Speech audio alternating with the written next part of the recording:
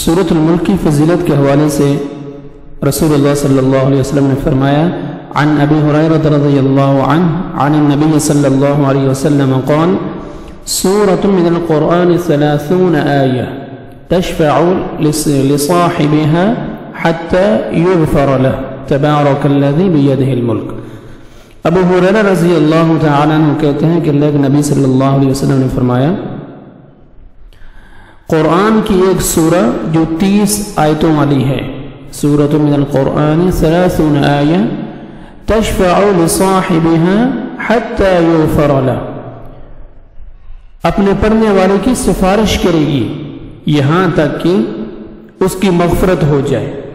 تبارک الذی بیدہ الملک، اور وہ سورہ تبارک الذی بیدہ الملک ہے۔ اسی طرح سنن ترمذی کی روایت ہے، حضرت جابر رضی اللہ تعالی عنہ بیان کرتے ہیں ان النبی صلی اللہ علیہ وسلم كان لا ينام حتى يقرأ الف لام میم تنزیل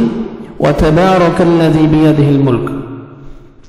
رسول اللہ صلی اللہ علیہ وسلم اس وقت تک نہ سوتے تھے جب تک الف لام میم تنزیل الکتاب اور وتبارک الذی بیدہ الملک سورۃ الملک ان دونوں سورہ کی تلاوت نہ کر لیتے، اس وقت تک اللہ کے نبی صلی اللہ علیہ وسلم نہیں سوتے تھے۔